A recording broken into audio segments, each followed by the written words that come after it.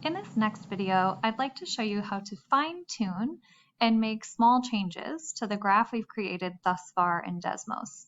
So you'll see that I've created a piecewise function here with one portion of the function in red being the cosine of x on the domain from -2 pi to 0, non-inclusive.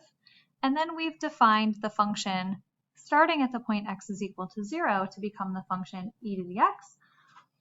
Although, because we've required that our y value be larger than 1, the function is also not defined from this right-hand branch at the point x is equal to 0. In other words, the domain of this function is all x values greater than -2 pi, not including 0. However, our graph over here is somewhat misleading because it really looks as though it takes on a value at x is equal to 0. And no matter how much you zoom in around that particular point of transition, it continues to look as though there actually is a value of the function here at x is equal to 0. It looks as though the function is taking on this value of 1. So one thing we might want to do is add a hollow circle at x is equal to 0 to really add imagery to our graph that indicates that the function is not defined at this x value. In order to do this, all we need to do is add another equation into Desmos, except the equation is going to look like an ordered pair because what we're really going to do is plot a point in this Cartesian plane, and the point we want to plot is the point 0, 1. Now you'll notice in green that a nice big circle has been added to the graph here, but it does not convey the information I want conveyed. In particular, the point that we've added here is solid and filled in, and what I'd really like is a hollow circle right here to indicate that the function does not have a value at this particular point. In order to accomplish this, we're going to change the settings of the graph, and the settings icon can be found right here. When we click on the settings icon, we now have the ability to edit properties of the things that we've graphed. And we can edit things like the style of the line and the color of the line and the style of the point. So for example, if I'd like to change that point 0, 1 from a solid point to a hollow point, all I need to do is right click over here on the color and a pop-up menu will come up where I can change both the color of that point and the style of the point. So let's change the point from a solid point to a hollow point, and let's change its color to be blue. While we're at it, maybe we want to emphasize that even though we have two different functions that are defining parts of our larger piecewise function, perhaps ultimately we want both of these functions to be graphed in the same color to indicate that they're part of the larger piecewise function. So let's change this red function, our cosine of x function, until it appears in blue. All I need to do for that is to click on the color and change it. You'll notice here that if I wanted to change the style of my lines to dashed lines or dotted lines, I have that ability, but I won't be doing that in this example.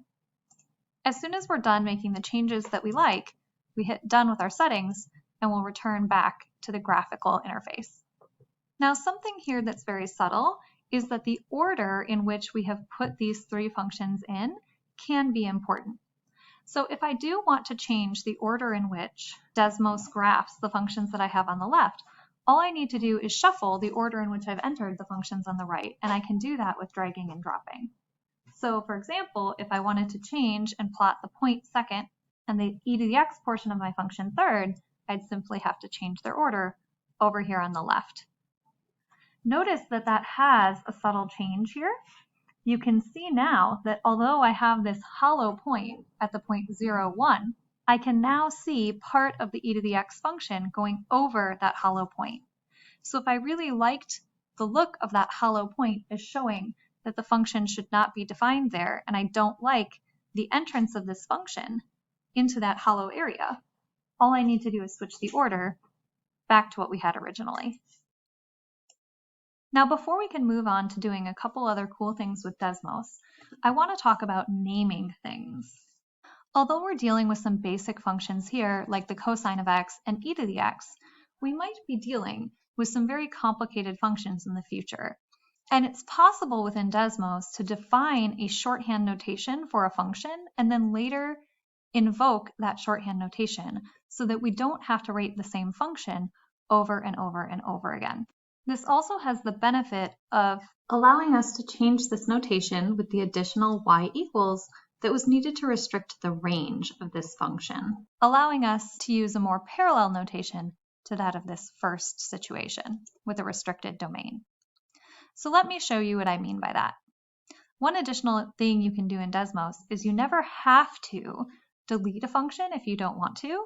If you have something working and you want to tweak it, you can simply choose not to graph it in the first place by right-clicking until it's no longer selected over here on the left. So let's imagine that what we want to do now is define a function called f of x, and it's going to be equal to the function e to the x. You'll see that we've now added this function with its full domain and range over here in the Cartesian plane. If we were to deselect this function, it would no longer be graphed, but it does have an effect for Desmos. Now let's revisit the plotting of this function, which we've turned off, and let's redo it using a parallel notation to this first situation, but using this newfound definition we've made for what the function f of x is equal to. What I mean by that is, let's have a left brace followed by the range we wish to see restricted. 1 is less than, but instead of y, we're going to write f of x.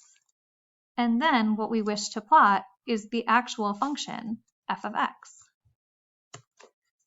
Notice that we've now graphed exactly what we wish to have graphed before, but we've done it with a parallel notation to the first situation by making a separate function definition in this line right here.